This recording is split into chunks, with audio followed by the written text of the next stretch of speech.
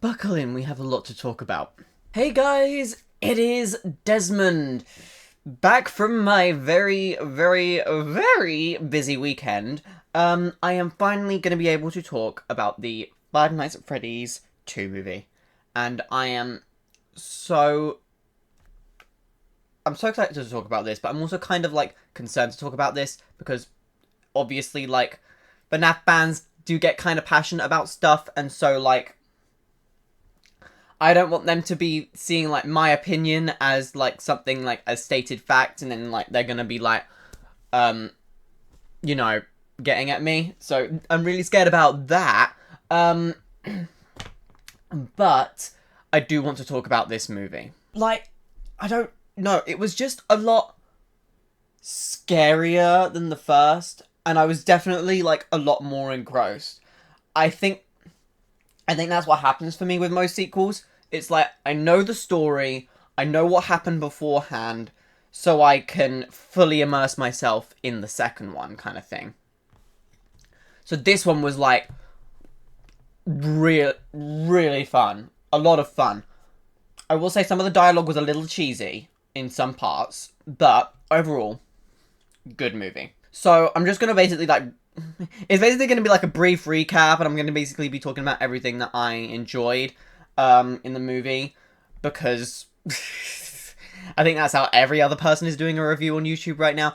Let's just get started. So firstly, the opening scene, the cold open almost, where we are in the FNAF 2 pizzeria, and we see Charlie. Well, we don't see Charlie yet, but we see everything going on. Everyone's playing games, riding the boat ride on the carousel, all of that stuff in the bull pit.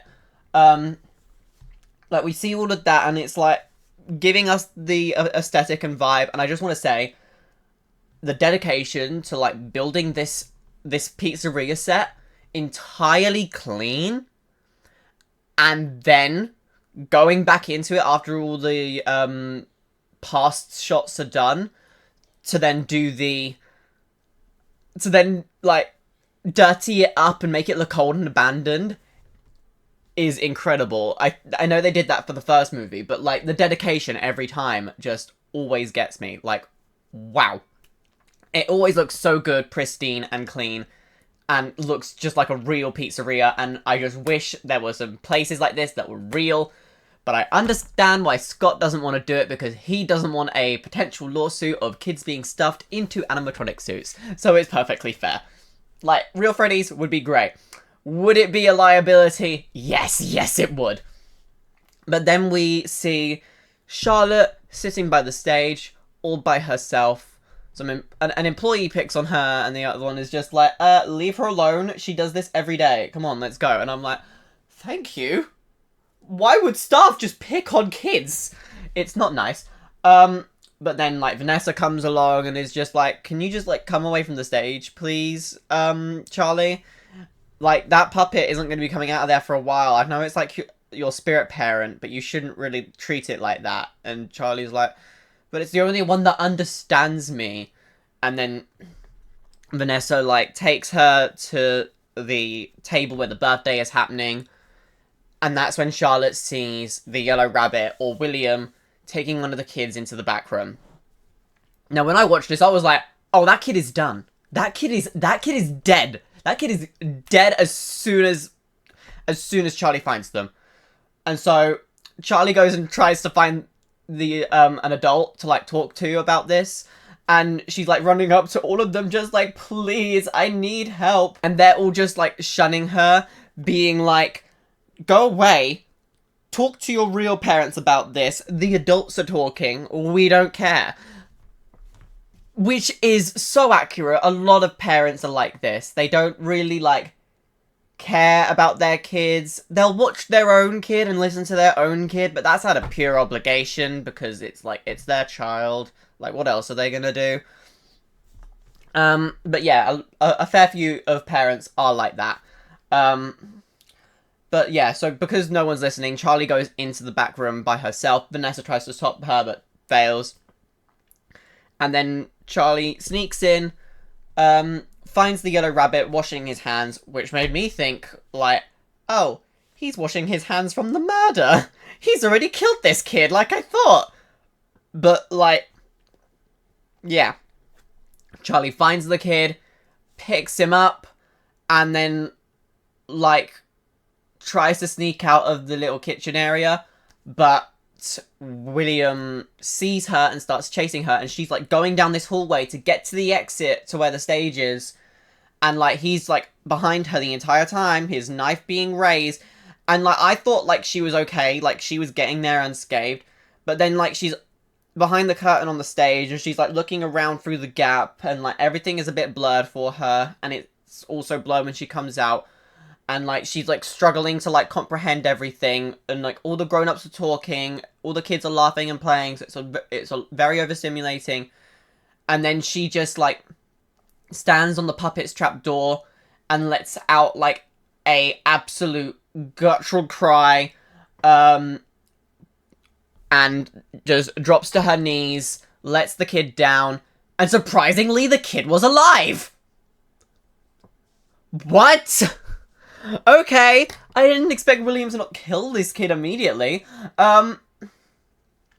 Like, but, it turns out when she drops to her knees, we see that there are 3 stab wounds in her back, and turns out William got Charlie, and then the trapdoor opens, she falls down, and then the puppet raises up, everyone's eyes are on Charlotte, and the puppet is, like, carrying Charlie in her arms, and it's, like, really dramatic, and I've seen all of this stuff on TikTok, where it's almost like a reference to when Henry says in the games, I'm sorry that on that day, the day you were shut out and left to die, no one was there to lift you up into their arms, the way you lifted others into yours. And that blew my mind. Like, of course that would make sense. Of course that's what they would be referencing there, if there was any references. So, I don't know, it just makes sense. It's perfect. And then that is when the title stuff begins, all of that stuff. And then we're back to present day. Vanessa's having nightmares. Mike is going out on a date with her. Ooh! I mean, everyone calls it a date around him, but he's just like, it's not a date. Calm down. But it clearly is. It clearly is. And not much happens. We see Abby going to school. She's telling all of the kids about Freddy's. They're basically, like, public figures now in their own neighborhood because of the Freddy's incident. And so, like, Abby's, like, telling all the kids on the bus about it. A lot of them think that she's lying. One kid that people have been theorizing, maybe Gregory, is totally believing her. And then we see that Abby is taking robotics in school, which actually kind of makes sense considering her friends are robots. Like, maybe, like, she could pursue this and then try and find a way to, like, build her own robots that don't have to be inside Freddy's, so that she can, so that her friends' spirits can transfer, and then she can play with them all the time. Albeit that's a little creepy. But that's my theory. Her game theory! No, I'm kidding. But Matt is in this movie, so we'll get to that in a bit. But her robotics teacher, Abby's robotics teacher, is the absolute worst. I don't know why he was targeting Abby. I really don't know. But, like, Abby was, like, trying her best, building, like, the animatronic that she wanted to make, and everything. And then the professor's just like, you're getting nowhere with this. Like, just stop. You're so bad at this. And Abby was like, no, I can try harder. And he's like, no, I think it's just best if you just take a back seat. And it's, I hate him. And so, yeah, Abby's not happy. And so then she comes back home, and so Mike goes out for his date. But as Mike goes out for his date, Abby goes back to the original FNAF 1 pizzeria because she misses her friends. And so she's just there for a little while. Meanwhile, Mike and Vanessa are having a lovely little date. They also talk a little bit about Vanessa's trauma and PTSD and her dreams about her father. And Mike gives some good advice about, like, try and, like, dream it as much as you can to see if you can try and control the dream. Which kind of scared me, because I thought it was going to be like, oh, we're getting a ton more dream sequences of the same dream on loop this movie. But no, they have listened to the fans. They cut a lot of the dreams in the second film. It was basically just one dream at the beginning. But it was an important dream, which, once again, we will get to later. And then, once the date is over, Mike heads home. This is from the best of my memory. I can't remember if it was just the date was over, or if Vanessa fled or something because of, like, her PTSD and she was thinking about something. But it's from the best of my memory. It's been, like, 3 days now since I've watched the movie, so cut me some slack if my memory is off. But yeah, then Mike comes home, and he's, like, wondering where Abby is, and she's left a note on the door saying, gone to fix my friends. And so Mike immediately knows where she's gone, and he gets to Freddy's. She's just sitting there in the main area, just upset and alone. And she's like, why aren't they here? I can't feel them. Like, they're not here. And Mike's like, maybe they're up in heaven. Would you want that for them? And Abby's like, well, yeah, I really would want that for them. And so he's like, come on, I'll get you something from here to cheer you up. And so he tries orange gummies, and then he tries and then he tries a Freddy plush, which when he squeezes it, you get the little or, which was a funny reference. A lot of the children will be losing their minds over that, I assure you. But Abby isn't interested in any of that. She's interested in the Faz Talker because she thinks it might be a way for her to contact her friends. And so she takes that home with her. And then I believe this is where we get Vanessa's dream, so we'll talk about that next. So Vanessa pulls out... No, wait a minute. Am I right? Or am I wrong? No, she had a spin class before it, and she was hallucinating her father, which scared her, and so she ran off early from the spin class. So then go home to open her wardrobe, to open a box, which people are theorizing could be the box from FNAF 4. And she pulls out the stuff, and there's like marbles, there's a mirror, there was something else, and there was Garrett's plane. And then she sticks on white noise on the television and falls asleep. And in her dream, she's like in her old house where she lived when she was a child. And she goes upstairs and she calls into the attic space and goes, Dad, and then he appears in the doorway, Matthew Lillard being very menacing. Matthew, if you're watching this, but I doubt you are, good job, my guy. I don't understand how you can be so menacing, but it's impressive. But basically, Vanessa basically says to William, I'm not afraid of you anymore, you can't control me. And then that's when all the doors in the hallway towards the attic space start opening, and then as one of them shuts, William is a lot closer to her, and so she runs to hide. And then as she does that, he's suddenly teleported downstairs into the kitchen, and so she runs back upstairs into the workshop and hides behind some I think like animatronic suits maybe, or like clothes or something. But as she's hiding, she runs into Circus Baby! I don't recognize you. You are new. I remember this scenario, however. Hello? You're not supposed to be here for like another like 3 movies. We've got FNAF 3 and FNAF 4, and then it's whoa. I nearly swore there. And then it's Sister Location. Come on, Circus Baby. She's like, I couldn't help myself. I just wanted to be here early. But yes, Vanessa runs into Circus Baby in her dream. People have pointed out that the eyes of Circus Baby are already green, which probably means that Elizabeth is already possessing Circus Baby at this point, which is kind of sad.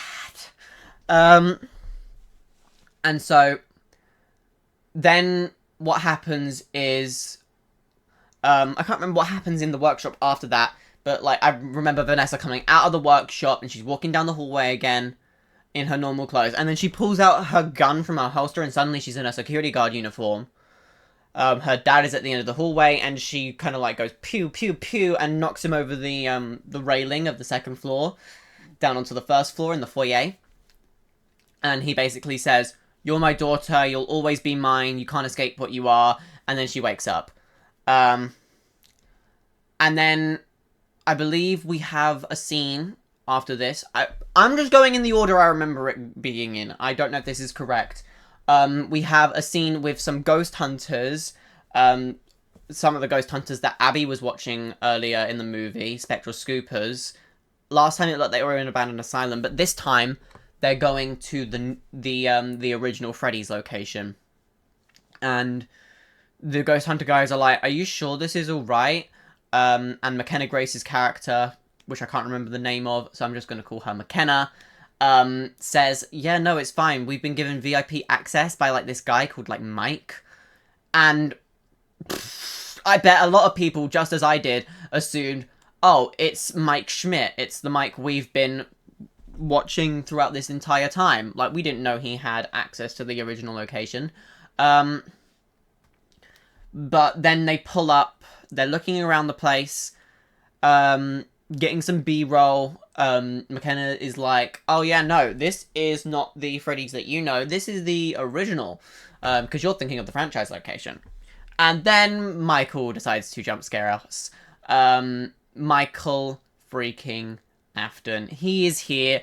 We pretty much, I think FNAF fans all immediately knew that it was Michael Afton as soon as McKenna was like, "Hi, you must be Mike," and he's like, "Please call me Michael." But he's got a creepy grin. Don't know the actor's name, so just give me a moment, I will look him up. Freddy Carter is his name. Oh, and McKenna's character is called Lisa. Awesome. Yeah, so Freddy Carter as Michael Afton was genuinely terrifying. Like, just everything about him just made me just feel so uneasy, which is not how I wanted to feel about Michael, because from the games, we have perceived Michael Afton as this hero. He's burned down the FNAF 3 location. He's gone and saved his sister. He's done the pizzeria simulator to get all of his family back in one place, which inevitably burns him to death, but it's fine. And then we've assumed that Michael is Glamrock Freddy and everything, and that he's a fatherly figure. But no, in this movie, he gave me like the biggest like unease ever. It was absolutely like clear from the get-go he is shifty. And so he lets the ghost hunters in, he comes with them, he explains some stuff. And then this is where, like, the ghost hunters, like, start to, like, divvy off from one another. One of them goes into the tunnel while the other two go up to the main stage with Michael. And then after that, Lisa starts hearing this music box in her headphones. And so she's like, "That's weird." And as Michael goes over to Kids Cove with one of the other ghost hunters, Lisa goes to try and find the source of this music box, which she does. She heads down some stairs and finds this room with a present in it, which, as we all know, if you're a Five Nights at Freddy's fan, is the Puppets box. And this is actually underneath the stage, the main stage area. Which kind of surprised me, because from the trailer footage of when Vanessa was looking in the box, I really did think that it was a skylight. I thought that the puppet was already out and broken free. But no, it was just the stage area. And so Lisa finds this box and sees a smaller music box sitting beside it, and the music is just playing, and she's like, "Okay, well, that's creepy. I'm just gonna turn this off while I go and discover some stuff around here." But that would be Lisa's undoing, because the music box turns off, and as we all know from the games, as the music box turns off, the puppet reawakens, comes out of its box, and then it jump scares Lisa.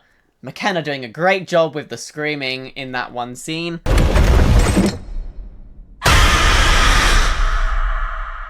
And obviously this prompts one of the other ghost hunters who's at Kids Cove with Michael. And he's like, Lisa, what's happening? I'm coming.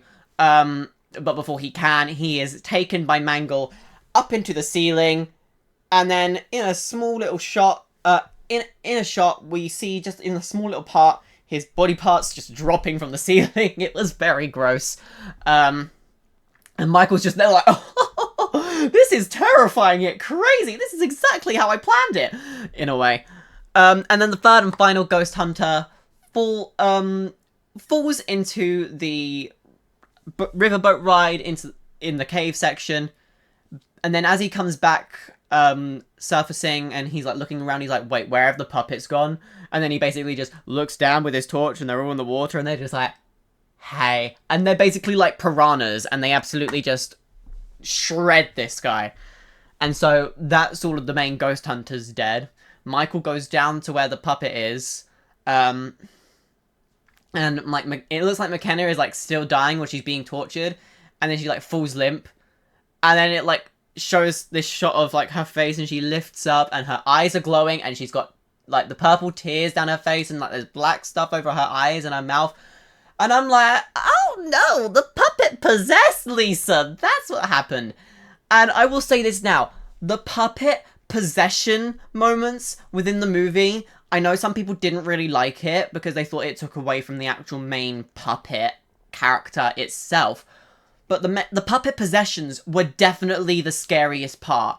I think for me, when it is human and it is something tangible and something like real, compared to like an animatronic puppet, it makes it feel more terrifying to me because obviously it's human. It is something familiar. And so every time like the puppet was like using someone in the movie, it genuinely creeped me out. And in this moment, like, she's using Lisa as like in this like creepy like crab walk, and so Michael runs out and he hears a scream and he's like, welcome back, Charlotte. So it's clear that he's a villain. And then after this point, like the main movie starts to pick up. I can't really remember everything. But like Abby's trying to contact her friends, and it's, like, struggling. And then, at one point, she goes to sleep, and then the Fast Talker starts saying, Abby, help us, save us, and Abby's like, but I don't know where you are, and it's like, we'll show you the way. And can I just say, I thought the Fast Talker was a robot, and then I found out, like, the other day that it was actually voiced by somebody. I thought they just used text-to-speech to give it the robotic voice. Clearly not.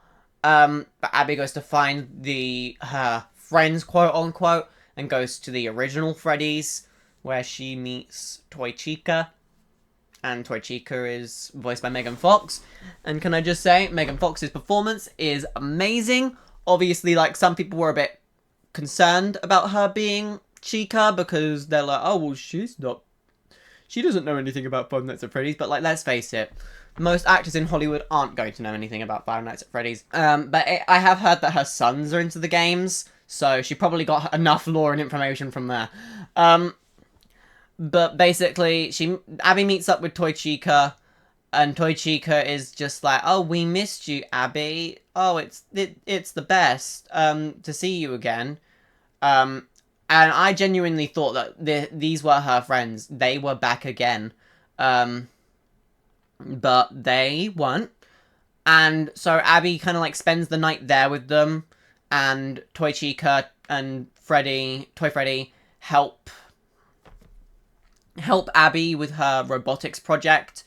And there's a little joke when Abby's back at home where she tells Vanessa, oh yeah, Chica and Freddy helped me, though Freddy tried, but his fingers were just a bit too big, which I found out is a reference to one of Toy Freddy's Ultimate Custom Night lines, where he's talking about how his fingers are too big for the buttons on his controller.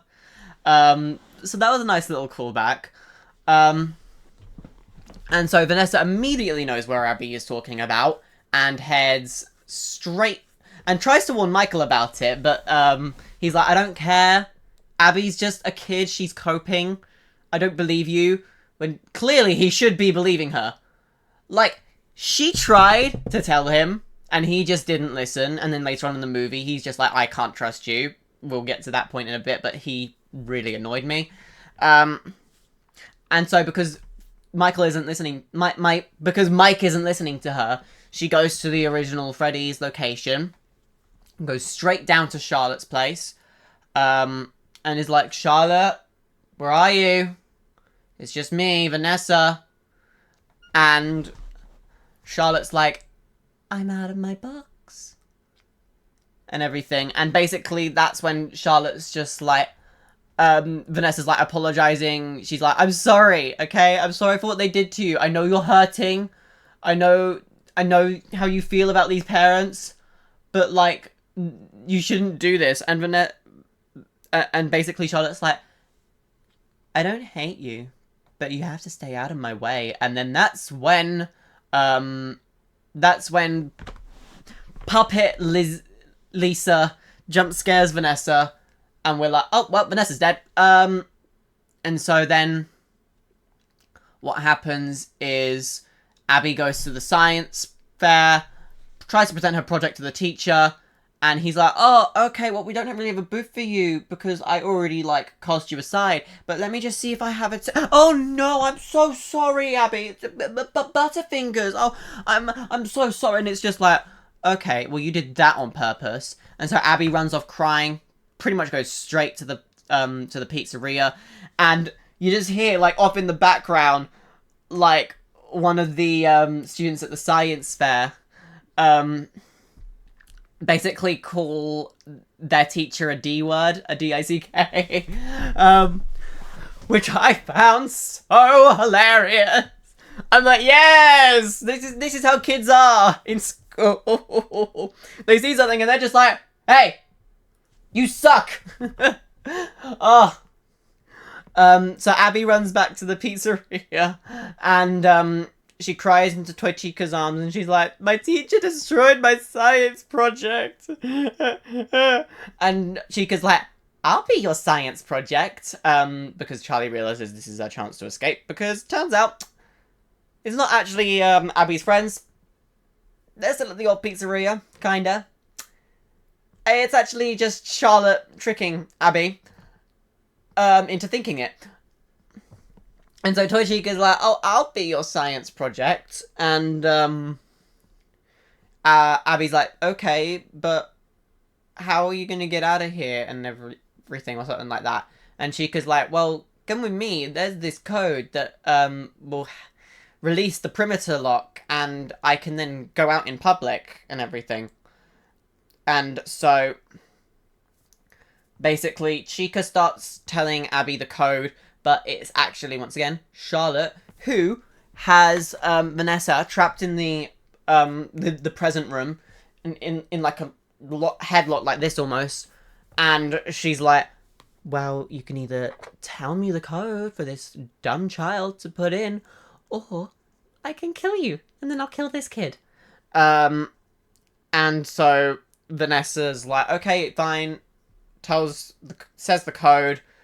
Abby enters it. Now all the animatronics and the puppet are free. And so Abby takes Toy Chica to the school. They get in a taxi and Corey X. Kenshin comes back, reprising his role as the taxi driver. And this taxi driver must be so done at this point, having like 3 animatronic instances.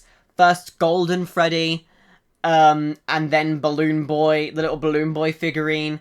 And then finally, well, so far, Toy Chica, who we got a little reference to her no beak version, where her eyes are all blacked over, and her beak is gone, showing this like weird mouth. And Abby's like, here you go, you drop this. And Toy Chica puts it back on. They go to the school. And Mike still thinks Abby is there at the pizzeria. Because basically he went to the science fair or something like that, and Abby wasn't there. And so he goes to the pizzeria. Don't know how he found her, but he did. And he goes over there just as Abby and Toy Chica arrive at the science fair. Mike goes inside. He tries to find Abby, but eventually he just hears like, guess what? The doors are locked, and so he has to break in from one of the windows. To which he falls into a little back storage room, and he sees the Wizards.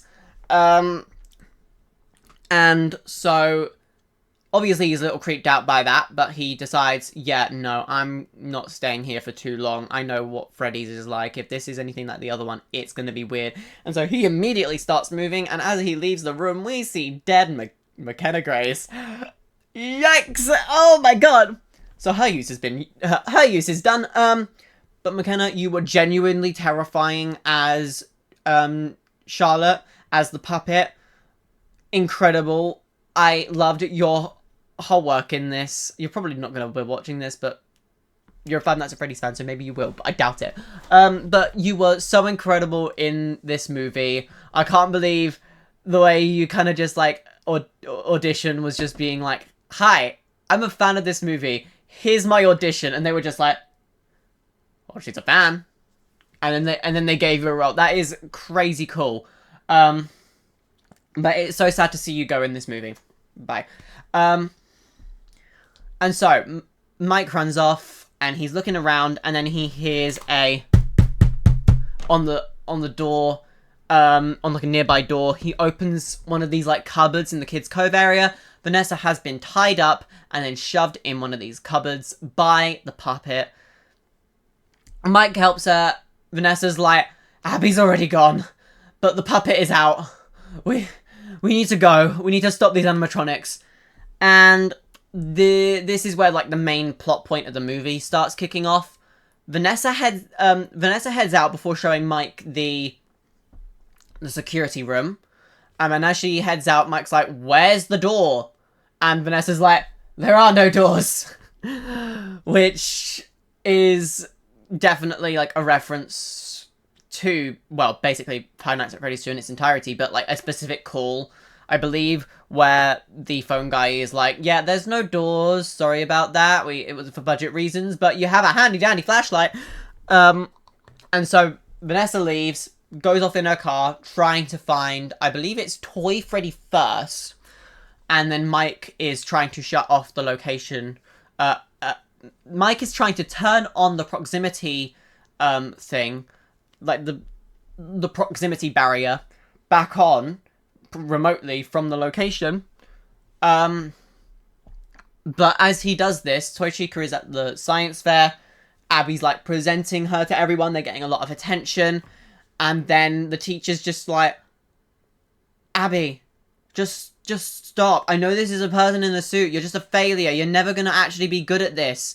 Basically just really grilling into her in front of the kids. And I was like, oh, you deserve to die. And so he walks off, goes back to his office.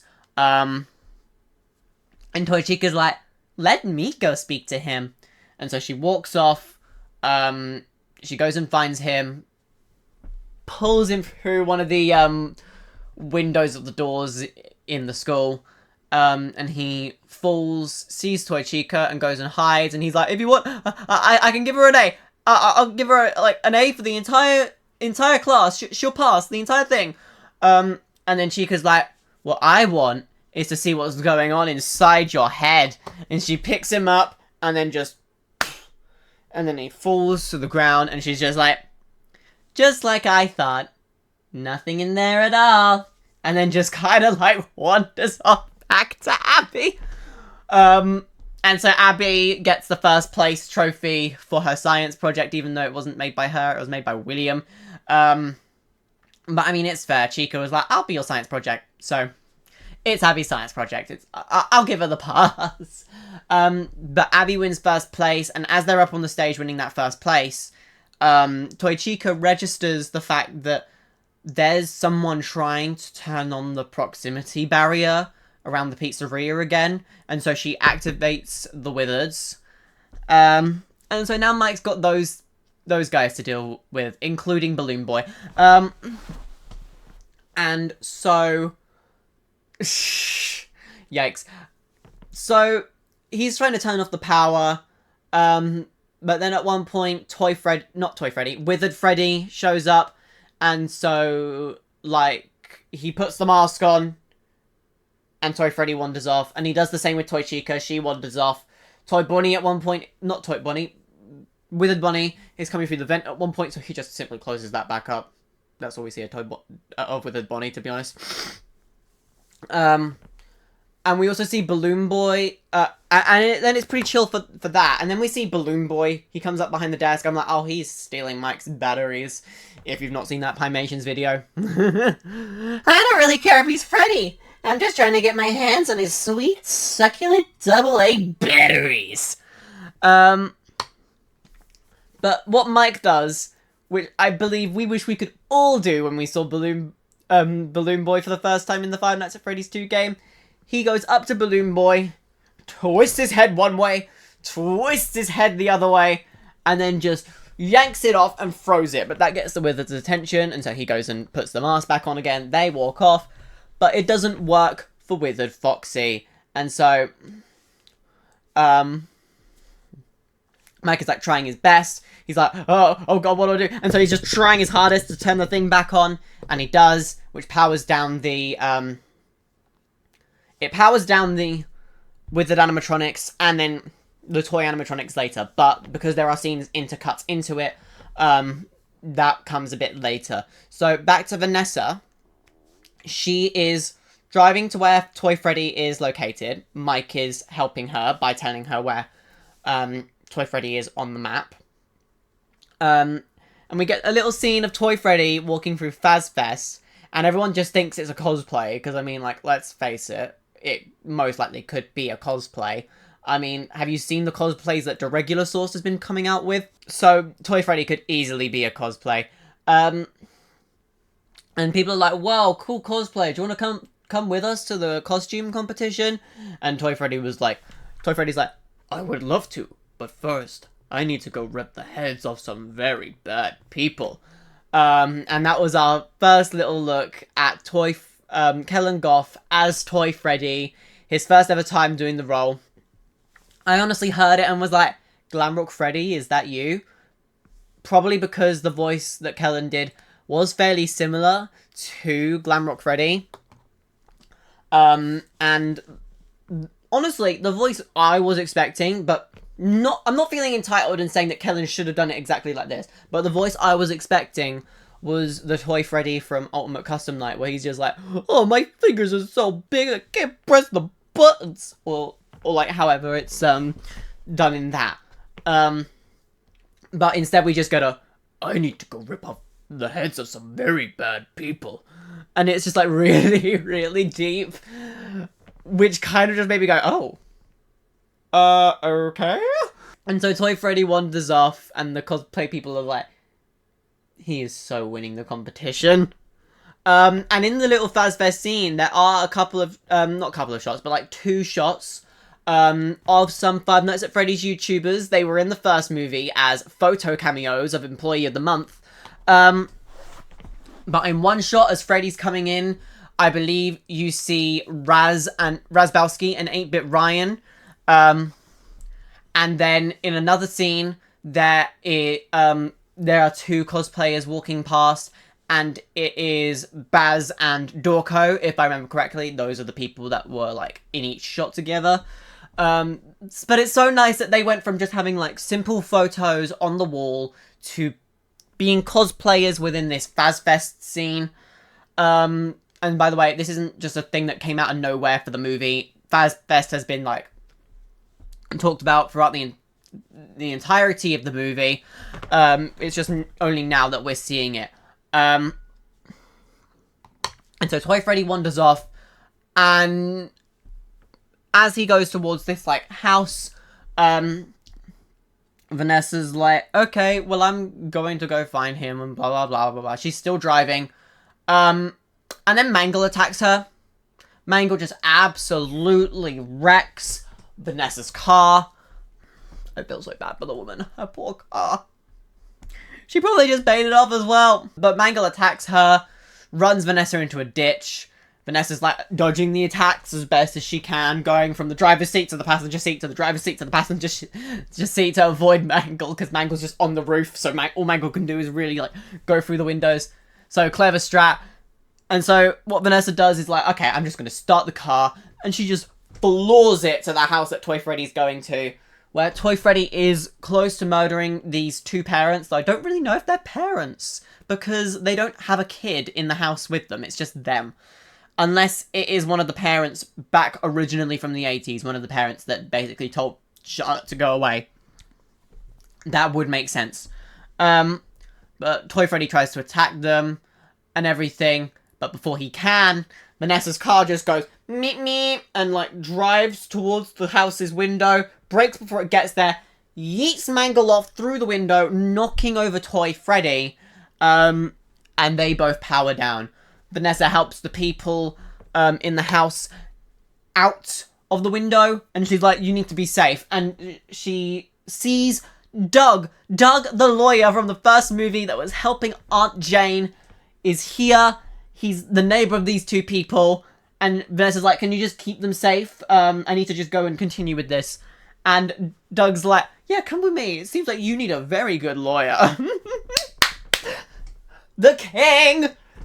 Doug is the true king of Five Nights at Freddy's. I'm calling that now. He's the true king of Five Nights at Freddy's. We love Doug. Live, laugh, love Doug. And then if I remember, or do I remember? I don't know if I do.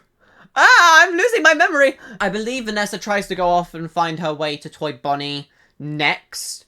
But her car is kind of like broken down, and so she can't. I think that's what happens. And so she goes and finds Toy Bonnie, but what Toy Bonnie has done is this little girl is going to bed, her mum has put her to bed, mum has wandered off into the kitchen. And Toy Bonnie's at this little girl's window and he's like, hi. And so the little girl lets him in through the window. I really don't know how he fit. And then this is where we got to hear Matt's Toy Bonnie for the first time. And obviously I've seen a lot of people complaining that it doesn't sound like Matt Pat. Sweethearts, it was never going to sound like Matt Pat.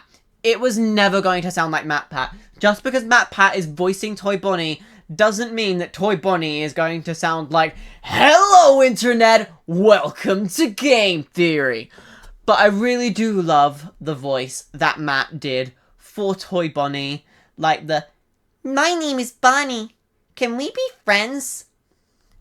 And it's just like the cutest little voice. It's definitely better than the AR special delivery Toy Bonnie voice. That one was really weird. This is my chance to shine and your chance to fall.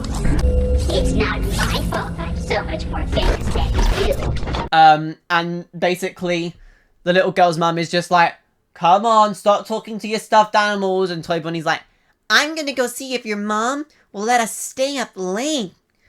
And so he goes off to ask the mum to stay up late, grabs a knife and goes to attack her, but the little girl comes in and is like, no, please don't attack my mum. And Toy Bonnie's like, but parents are all the same. They don't love you.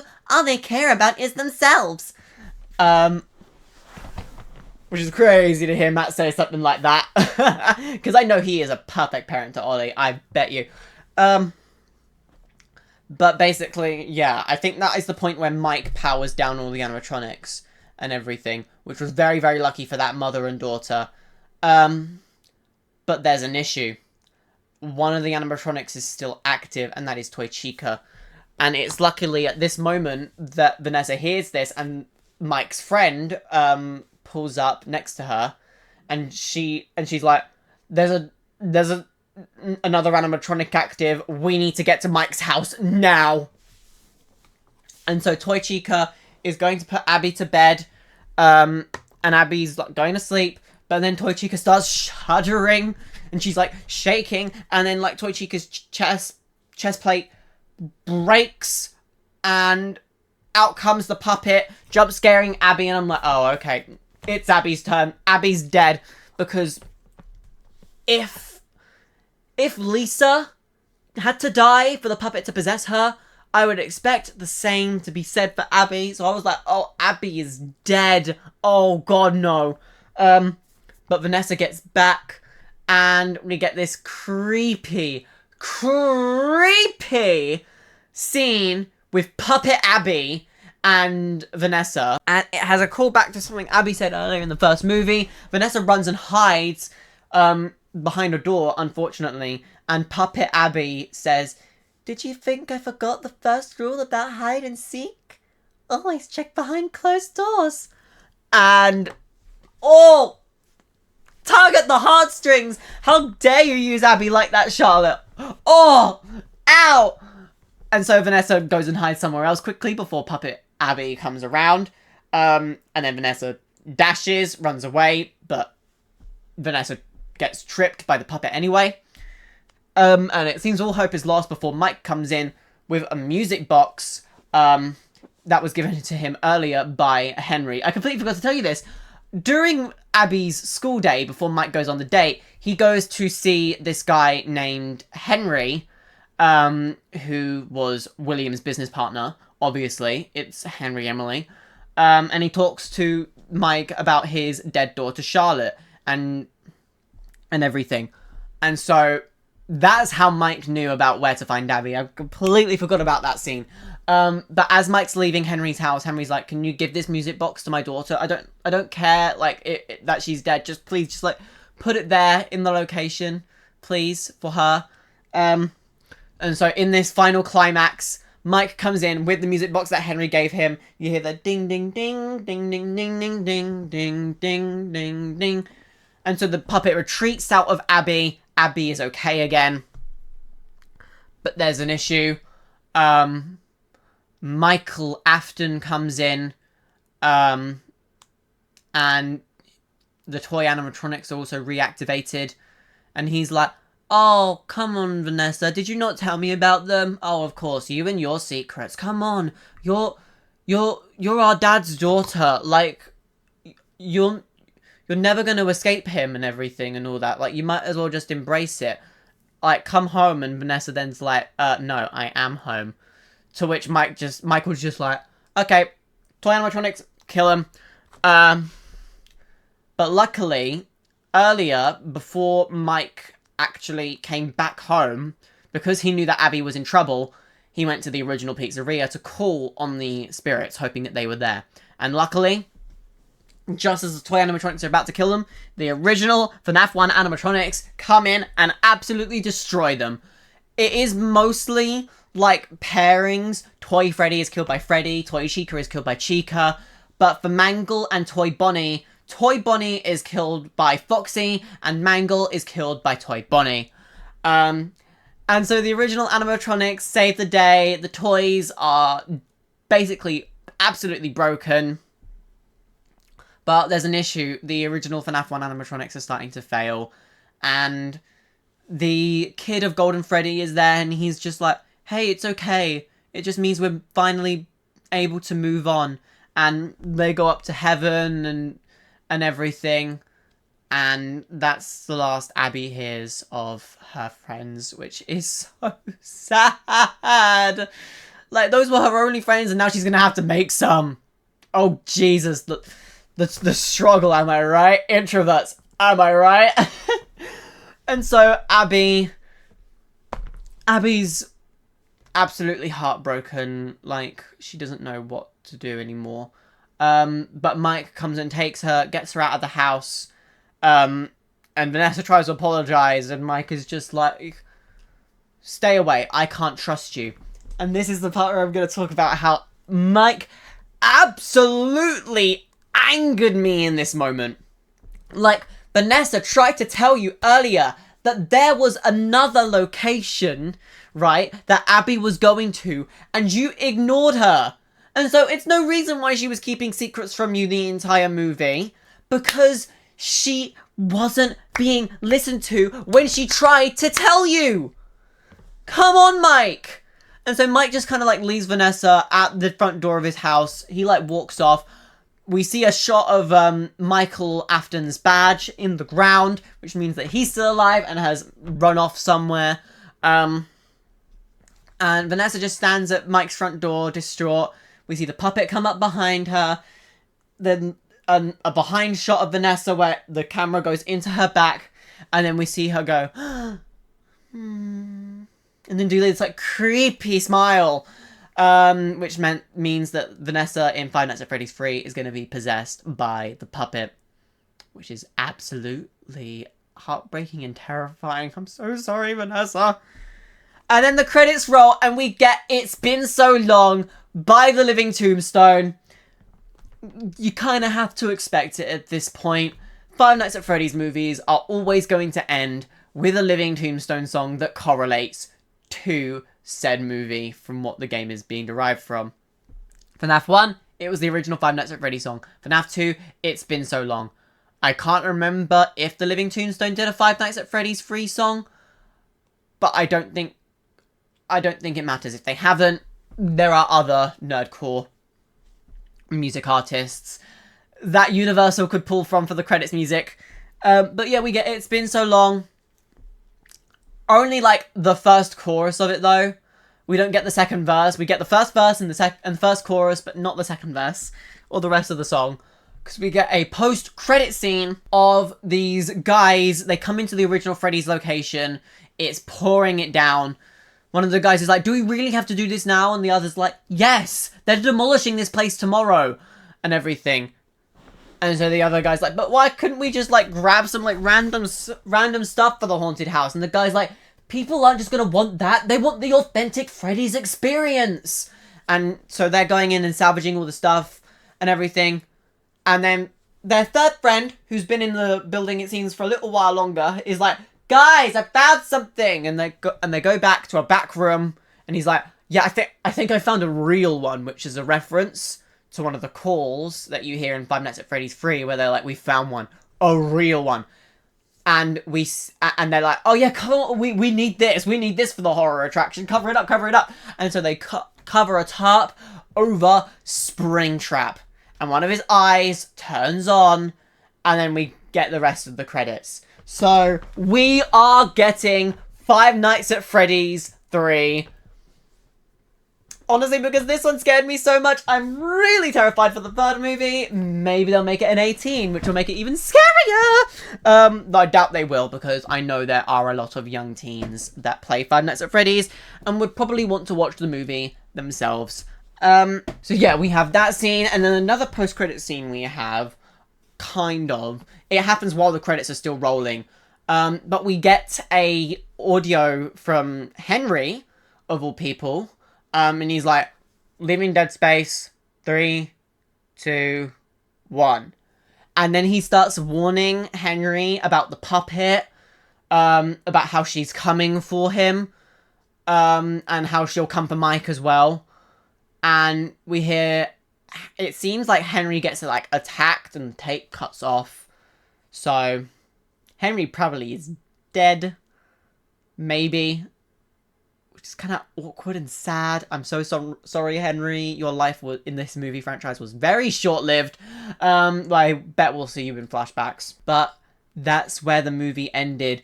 And I was sitting there in shock for a few minutes, just processing everything that happened. The movie was incredible. Yes, some of the dialogue was cheesy, especially like the stuff like, oh, but it's your destiny to kill people and stuff like that. It just felt really cheesy and really cringe and really awkward.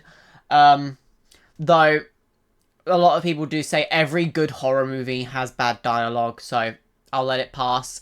But yes, it was an incredible movie. If you're a Five Nights at Freddy's fan, it was definitely made for you. That is what Scott and Blumhouse and Emma Tammy have been saying. The Five Nights at Freddy's movies are for the fans primarily. Which makes sense as to why its Rotten Tomatoes score is. Shall we check this right now? The Five Nights at Freddy's 2 movie currently stands at a 12% on the tomatometer, which is the critics, and an 88% on the popcornometer, which is the audience. So it's clearly saying that this movie was made for the fans, and the fans primarily. Like, if you're a casual audience member and you do enjoy the movie, like, it prompts you to go and look into the games, look into the lore, look at game theory videos and other theorists' videos. But yeah, critics just don't get it. Critics just don't get it. So, but it was an incredible movie. I'm so glad that certain YouTubers got cameos in this one. I'm so glad Matt Pat got to voice Toy Bonnie. Toy Bonnie was actually my favourite animatronic when I was in secondary school. For all you Americans, that is high school here in the UK. So I'm so glad Matt got to voice Toy Bonnie. His voice was perfect, and if Toy Bonnie has any voice in future games, it needs to be Matt Pat. Let it be Matt Pat. Matt Pat is the only one that can do the Toy Bonnie. No, I'm not gatekeeping Toy Bonnie, but I do feel like Matt's is the best in my personal opinion. He just gets the character 100%, and I love it so much. Obviously, Elizabeth Lale, Josh Hutcherson, Piper Rubio were all incredible. It was an amazing movie, and some of you CG5 fans are probably expecting me to be like, okay, well, what about CG5? CG5 was the toy cupcake, right? No, CG5 was not in this movie, unfortunately, which really, really sucks. I really did think with his Project You Move stuff and how he was working with Piper Rubio playing Rose in Project You Move, and the kid that played Garrett being one of the kids in the final part of Project You Move, I thought it almost was like a tease and a setup that CG5 was going to be in the Five Nights at Freddy's 2 movie, but he wasn't, unfortunately, which kind of, it was a little disheartening. But, you know, there's always the third movie. So, Scott, Emma, Jason Blum, if you're listening, put CG5 in the Five Nights at Freddy's movie, please. He deserves it. Like, if not his voice, if not him as a cameo, one of his songs as one of the credits songs, please. That'd be incredible. But yes, this was an incredible movie. I can't wait for Five Nights at Freddy's Tree. Five Nights at Freddy's Tree. No, I can't wait for Five Nights at Freddy's... I can't speak today. I can't wait for Five Nights at Freddy's 3. I'm guessing in 2027. It seems like these movies are coming out every 2 years.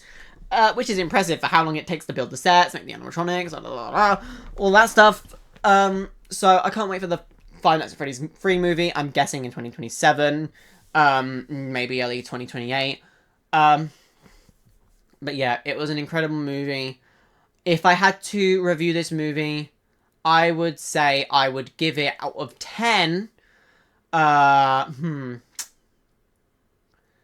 Okay. Well, the dialogue was cheesy, but everything else I really, really did enjoy. Like, there were a ton of references to, it was like a FNAF fan's dream. So I would have to give it, like, I would say, like, like a 9, like an 8.5, maybe 9 out of 10. So it was definitely good, in my opinion.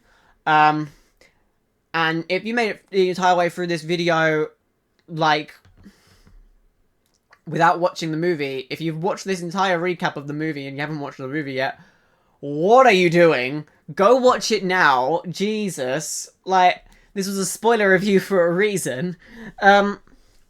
And if you have watched the movie and you have now watched this, if you agree with my opinions, let me know down below what you enjoyed about the movie, what you didn't enjoy about the movie. And yeah, if you enjoyed the video, please be sure to leave a like, subscribe if you aren't already subscribed. I'd love to do more reviews like this for movies in the future, because I do go to the cinema a lot to see a lot of movies. So if you enjoy this kind of content, please be sure to leave a like, subscribe, and let me know you want more movie reviews in the future. Anyway, this is Des329 out. Bye.